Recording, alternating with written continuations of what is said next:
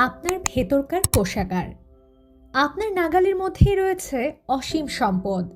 এগুলো পেতে আপনাকে কেবল আপনার মনের চোখ খুলতে হবে এবং আপনার ভেতরে যে বিরাট কোষাগার রয়েছে তা লক্ষ্য করতে হবে। আপনার ভেতরে যে ভাণ্ডার বা গুদামঘর রয়েছে, জীবনকে দারুণভাবে এবং পর্যাপ্ত পরিমাণ উপভোগ করতে হলে তা থেকে সবকিছুই আপনি নিয়ে নিতে পারবেন। বেশিরভাগ লোকেই তাদের সম্ভাবনাকে রুদ্ধ করে রাখে, কারণ তারা নিজেদের মধ্যকার অসীম ও সীমাহীন ভালোবাসার এই ডাক্তার সম্পর্কে একেবারেই অজ্ঞ। আপনি যাই চান সেটা বের করে নিয়ে আসুন। চুম্বকায়িত একখণ্ড লোহা দিয়ে তার নিজের ওজনের 12 গুণ বেশি ভার তোলা যায়, কিন্তু একই লোহাকে চুম্বক শূন্য করুন, ও দিয়ে একটি পালক পর্যন্ত তুলতে পারবেন না। একইভাবে দুই ধরনের লোক আছে। একদল লোক চুম্বকায়িত, যারা আত্মবিশ্বাস এবং আস্থায় ভরপুর। এরা জানে এদের জন্মই হয়েছে সাফল্য এবং বিজয় অর্জন করার জন্য। অপর দল এটিই দলে ভারী, এরা চুম্বক শূন্য। এদের মন জুড়ে ভয় এবং শঙ্কা।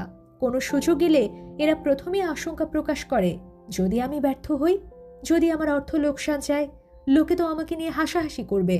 এ ধরনের মানুষ জীবনে বেশি দূর যেতে পারে না। সামনে যাওয়ার ভয় কাজ করে বলেই এরা যেখানে আছে সেখানেই থেকে যায়। আপনি যখন কালের গোপনীয়তা আবিষ্কার করে তা ব্যবহার করতে শিখবেন, তখন নিজেও হয়ে উঠবেন একজন চুম্বকায়িত মানুষ। কালের প্রধান গোপনীয়তা। ধরুন কেউ যদি আপনাকে জিজ্ঞেস করে কালের প্রধান গোপনীয়তা কি, আপনি কি জবাব দেবেন? পারমাণবিক শক্তি, আন্তঃগ্রহ ভ্রমণ, কৃষ্ণ গহ্বর? না, এগুলোর কোনোটিই নয়। তাহলে প্রধান রহস্য বা গোপনীয়তাটি কি? এটির সন্ধান মিলবে কোথায়? একে বুঝতে শিখে কিভাবে কাজে লাগানো যাবে? জবাবটি অতি সরল। এ রহস্য বা গোপনীয়তা হলো আপনার অবচেতন মনের অসাধারণ মিরাকল ঘটানোর শক্তি। এ জায়গাটিতেই মানুষ সবার শেষে উঁকি দেয়। এ কারণে এর সন্ধানও লাভ করে খুব কম সংখ্যক লোক। আপনার অবচেতন মনের দুর্দান্ত শক্তি।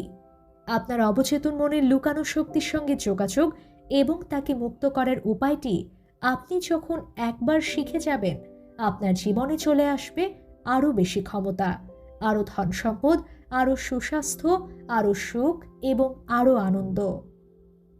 এ শক্তি আপনাকে অর্জন করতে হবে না, এ তো আপনার কাছেই আছে। তবে এটি কিভাবে ব্যবহার করতে হয় তা শিখতে হবে।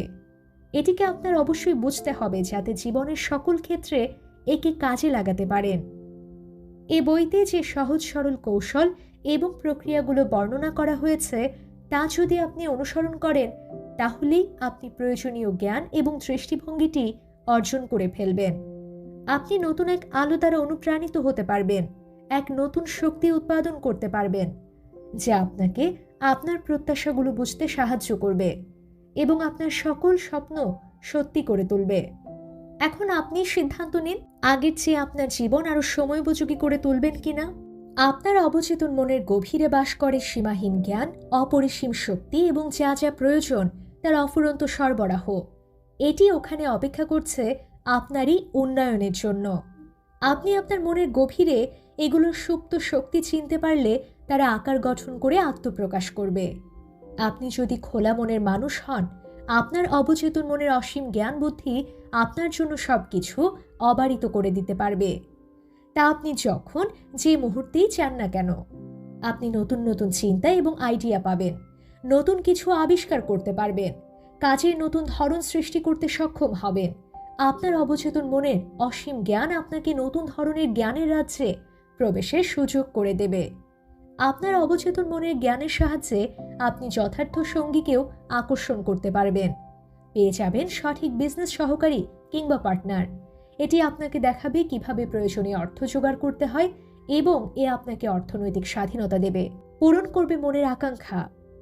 আপনার ভেতরকার পৃথিবীর চিন্তা, চেতনা, অনুভব, শক্তি, আলো, প্রেম এবং সৌন্দর্য আবিষ্কার করার অধিকার আপনার রয়েছে। অদৃশ্য হলেও এর শক্তি বিশাল। আপনার অবচেতন মনের মাঝেই পেয়ে যাবেন সকল সমস্যার সমাধান। একবার যখন এই লুকানো ক্ষমতা বের করার উপায় শিখে যাবেন, শক্তিটির অধিকারী হয়ে উঠবেন এবং পেয়ে যাবেন প্রয়োজনীয় জ্ঞান, যার সাহায্যে আপনি এগিয়ে যেতে পারবেন সামনে অভীষ্ট লক্ষ্য সিদ্ধিতে। আমি দেখেছি অবচেতন মনের শক্তি একেবারে ভঙ্গুর মানুষকে কিভাবে ওপরে তুলে দিয়েছে। তাদেরকে আবার করে তুলেছে সম্পূর্ণ, অপরিহার্য এবং শক্তিমান। তাদের মন তাদেরকে মুক্ত করে দিয়েছে এ পৃথিবীতে বেরিয়ে পড়ে সুখ, সুস্বাস্থ্য এবং আনন্দময় অভিজ্ঞতা অর্জনের জন্য। আপনার অবচেতন মনে একটি আশ্চর্য আরোগ্য সহায়ক শক্তি রয়েছে, যার সাহায্যে বিক্ষিপ্ত মনকে শান্ত করা যায়, ভগ্ন হৃদয় জোড়া লাগানো সম্ভব। এ আপনার মনের কারাগারের দরজা খুলে দিয়ে আপনাকে স্বাধীন করে দেবে, সকল প্রকার বস্তুগত এবং শারীরিক বন্ধন থেকে আপনাকে করবে মুক্ত। কর্মপদ্ধতির ভিত্তির প্রয়োজনীয়তা। প্রচেষ্টার যে কোনো ক্ষেত্রে উন্নতি করতে চাইলে একটি প্রথম পদক্ষেপ খুবই দরকার। আপনাকে কর্মপদ্ধতির একটি ভিত বা বুনিয়াদ অবশ্যই আবিষ্কার করতে হবে, যার আবেদন সর্বজনীন। আপনার অবচেতন মনের কর্মকাণ্ড সম্পর্কে দক্ষ হয়ে ওঠার আগে আপনাকে অবশ্যই এর নীতি নিয়মগুলো বুঝতে হবে। একবার এটি অর্জিত হলে আপনি এর শক্তি প্র্যাকটিস করতে পারবেন, এ ভেবে যে এর ফলাফল অবশ্যই পাওয়া যাবে। আপনি নির্দিষ্ট এবং বিশেষ যেসব উদ্দেশ্য ও লক্ষ্য সুসম্পন্ন করতে চাইছেন তাতে এই শক্তিগুলো প্রয়োগ করতে পারবেন। বহুদিন আমি রসায়ন পেশার সঙ্গে জড়িত ছিলাম। শুরুর দিকে ট্রেনিংয়ে আমি জেনে ফেলি হাইড্রোজেনের 2টি পরমাণু এবং অক্সিজেনের 1টি পরমাণু একত্রিত করলে পানি উৎপাদিত হয়। মাঝে মাঝে নয়, সর্বদাই। আপনি যদি অক্সিজেনের একটি পরমাণু কার্বনের একটি পরমাণু মিশ্রিত করেন তাহলে বিষাক্ত গ্যাস কার্বন মনোক্সাইড উৎপাদিত হবে। কিন্তু আপনি যদি আরেকটি অক্সিজেনের পরমাণু যোগ করেন তাহলে পাবেন কার্বন ডাইঅক্সাইড। এই গ্যাসটি প্রাণীকুলের জন্য ক্ষতিকর নয় এবং উদ্ভিদের জন্য খুবই প্রয়োজনীয়। এই বিষয়গুলো ইউনিভার্সাল এবং এগুলোর কদাপি পরিবর্তন ঘটবে না। রসায়ন, পদার্থ এবং গণিতের যেসব নিয়ম নীতি রয়েছে তা আপনার অবচেতন মনের নিয়ম নীতির মতোই কাজ করে। আপনি রাসায়নিক এবং শারীরিক শক্তির ব্যবহার করতে চাইলে এসব বিষয়ের নিয়ম নীতি অবশ্যই জানতে হবে। আপনি আপনার অবচেতন মনের শক্তি ব্যবহার করতে চাইলে আপনার অবশ্যই এর নিয়ম নীতি জানতে হবে। সাধারণ যেসব নিয়ম নীতি রয়েছে সেগুলো জেনে নিন।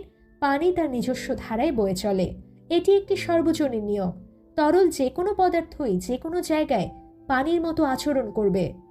প্রাচীন মিশরীয়রা এই নিয়ম নীতি মেনে চলতেন। প্রকাণ্ড প্রকাণ্ড সব পিরামিডের ভিত তৈরিতে তারা এটি ব্যবহার করতেন।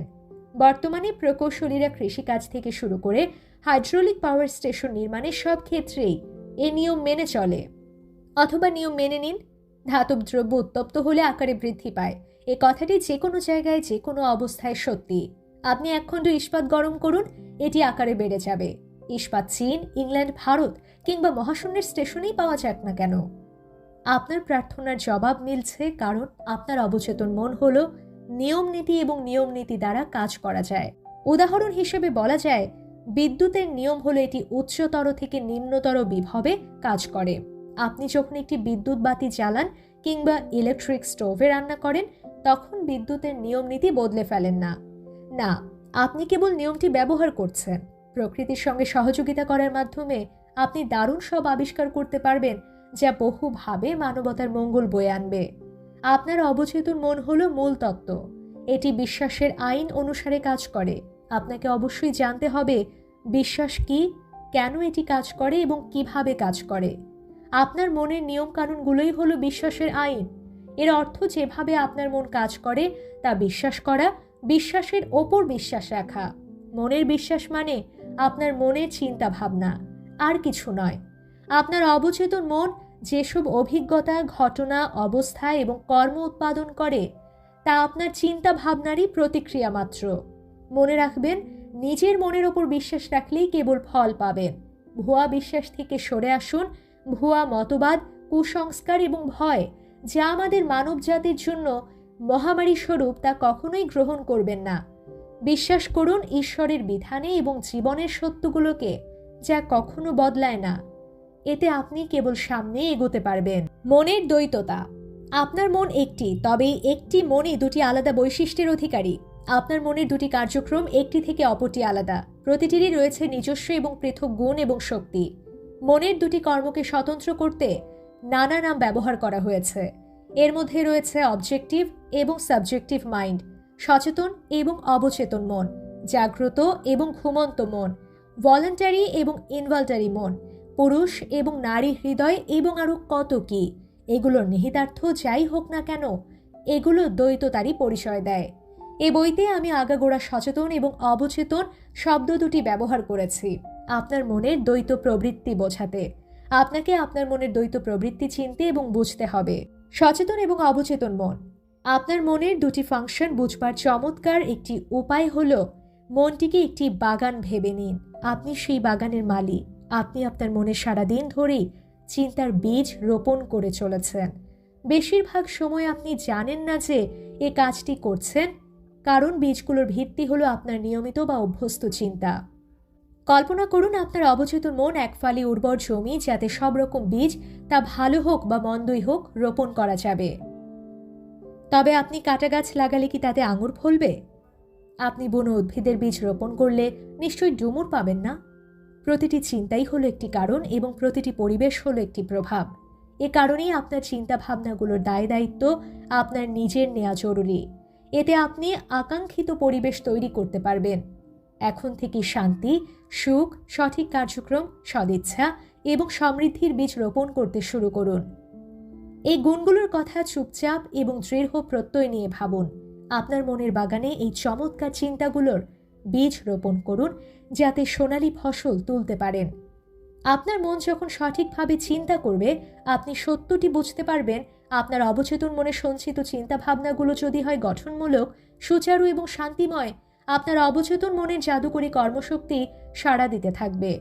এটি চমৎকার পরিবেশ নিয়ে আসবে, আনবে সবকিছুর সেরাটা। একবার যখন আপনি আপনার চিন্তার প্রক্রিয়াগুলো নিয়ন্ত্রণ করতে শুরু করবেন, আপনি তখন আপনার অবচেতন মনের শক্তি প্রয়োগ করে যে কোনো সমস্যার সমাধান করতে পারবেন। আপনি যখন একবার আপনার সচেতন ও অবচেতন মনের মিথস্ক্রিয়ার সত্যটি শিখতে পারবেন, গোটা জীবনটাই বদলে যাবে। আপনি বাইরের পরিবেশ বদলাতে চাইলে অবশ্যই এর উৎস পরিবর্তন করতে হবে। অনেকেই পরিবেশ এবং পারিপার্শ্বিক অবস্থা বদলাতে চায় ওই পরিবেশের ওপরই নির্ভর করে। এ স্রেফ সময় এবং শ্রমের অপচয়। জীবনের সমস্ত বিশৃঙ্খলা, বিভ্রান্তি, শূন্যতা এবং সীমাবদ্ধতা দূর করতে চাইলে এর উৎস বা কারণ অবশ্যই দূর করতে হবে। আপনি উৎস বা কারণ দূর করুন, আপনি ফলটা বদলে দিতে পারবেন। একদমই সরল ব্যাপারটা। আমরা সবাই অপরিসীম সম্পদের এক অতল সাগরে বাস করি। আপনার অবচেতন মন আপনার চেতন চিন্তা ভাবনার প্রতি অনেক সংবেদনশীল। এই চেতনযুক্ত চিন্তা ভাবনাগুলো একটি ছাঁচ তৈরি করে, যার ভেতর থেকে অবচেতন মনের অসীম জ্ঞান, বুদ্ধি, ভাইটাল ফোর্স এবং এনার্জি প্রবাহিত হয়। এই ছাঁচটিকে আরও ইতিবাচক দিকে গঠন দিন এবং আপনার শক্তিগুলো রিডাইরেক্ট হয়ে আপনার আরও অনেক বেশি উপকার করবে। এই বইয়ের প্রতিটি অধ্যায়ে কিভাবে মনের আইন কানুনগুলো ব্যবহার করতে হবে সে বিষয়ে সুদৃঢ় এবং সুনির্দিষ্ট চিত্র অঙ্কিত হয়েছে। একবার এই কৌশলগুলো শিখে গেলে আপনি দারিদ্র্যের বদলে প্রাচুর্যের অভিজ্ঞতা অর্জন করবেন, অশান্তির বদলে শান্তি পাবেন, কুসংস্কার ও অজ্ঞতার বদলে জ্ঞান লাভ করবেন, ব্যর্থতার বদলে সাফল্য আসবে, বিমর্ষতার বদলে আসবে আনন্দ, অন্ধকার ফুঁড়ে পাবেন আলো, কেটে যাওয়া জীবনের সুর ছন্দময় হয়ে উঠবে, ভয়ের বদলে অর্জন করবেন আস্থা এবং আত্মবিশ্বাস। এর চেয়ে আনন্দের বিষয় আর কিছু থাকতে পারে? বেশিরভাগ বিখ্যাত বিজ্ঞানী, শিল্পী, কবি, গায়ক, লেখক এবং আবিষ্কারগণ চেতন ও অবচেতন মনের কার্যক্রম গভীরভাবে বুঝতে সক্ষম হয়েছিলেন। এটি তাদেরকে তাদের ঈপ্সিত লক্ষ্যে পৌঁছে দেয়। একবার বিখ্যাত গায়ক এনরিকো কারুসোর মধ্যে মঞ্চভীতি প্রবল হয়ে ওঠে। ভয়ের চোটে তার কণ্ঠনালী পেশি শক্ত হয়ে যায়, তার ভোকাল কর্ড হয়ে ওঠে প্যারালাইজড। তিনি তখন মঞ্চের পেছনে পোশাক পরা দরদর করে ঘামছেন। তখনই তার মঞ্চে গিয়ে হাজারো দর্শকের সামনে গান গাওয়ার কথা। কাঁপতে কাঁপতে তিনি বললেন, আমি গাইতে পারবো না, ওরা আমাকে নিয়ে হাসাহাসি করবে, আমার ক্যারিয়ার শেষ। তিনি ড্রেসিং রুমে ফিরে যেতে ঘুরে দাঁড়ালেন। হঠাৎ থেমে দাঁড়িয়ে চিৎকার করে বললেন, আমার ভেতরের ছোট্ট আমিটা বড় আমিটার সঙ্গে ধস্তাধস্তি শুরু করে দিয়েছে। তিনি আবার মঞ্চের দিকে ঘুরে দাঁড়ালেন এবং ছাতি টানটান করে বললেন, এখান থেকে চলে যাও। ছোট্ট আমিটাকে হুকুম করলেন তিনি। আমার বড় আমিটা চাইছে আমি গান করব। বড় আমি মানে কারুসোর অবচেতন মনের সীমাহীন শক্তি এবং জ্ঞান। তিনি চিৎকার করতে লাগলেন, গেট আউট, গেট আউট, আমার বড় আমি এখন গান গাইবে। তার অবচেতন মন তার ভেতরে বিপুল শক্তি ছেড়ে দিয়ে সাড়া দেয়। তার নাম ডাকা মাত্র তিনি মঞ্চে প্রবেশ করেন এবং গলা খুলে গান করেন। দর্শক মুগ্ধ হয়ে যায়। আপনারা এই ঘটনা থেকে নিশ্চয়ই দেখতে পাচ্ছেন কারুসো তার মনের দুটি স্তর বা মাত্রাকে বুঝতে পেরেছিলেন, সচেতন বা যুক্তিবাদী মন এবং অবচেতন বা অযুক্তিবাদী লেভেল। আপনার অবচেতন মন হলো রিঅ্যাক্টিভ। এটি আপনার চিন্তার প্রকৃতি অনুসারে সাড়া দেয়। আপনার সচেতন মন, কারুসোর ছোট্ট আমি, যখন ভয়, দুশ্চিন্তা এবং উদ্বেগে পূর্ণ থাকে, তখন ওই নেতিবাচক আবেগগুলো আপনার অবচেতন মনে অর্থাৎ বড় আমি তৈরি হয়। তারা চেতন মনকে আতঙ্কিত ও হতাশ করে তোলে। এরকম হলে আপনারা কারুসের উদাহরণ অনুসরণ করতে পারেন। আপনার মনের গভীরে অযৌক্তিক আবেগ তৈরি হলে কর্তৃত্ব নিয়ে ইতিবাচকভাবে কথা বলতে পারেন, স্থির হও, আমি সম্পূর্ণ নিয়ন্ত্রণে রয়েছি, আমার আদেশ তোমাকে মানতেই হবে, তুমি আমার হুকুম পালনকারী দাস, যেখানে তোমার স্থান নেই সেখানে তুমি নাক গলাতে পারো না। আপনি যখন এভাবে কর্তৃত্ব নিয়ে কথা বলবেন, তখন যা ঘটবে দেখে নিজেই অবাক হয়ে যাবেন। আপনার মন ভরে উঠবে শান্তিতে। অবচেতন মন চেতন মনের দাস মাত্র। এ কারণে একে বলা হয় সাবকনশাস বা সাবজেক্টিভ।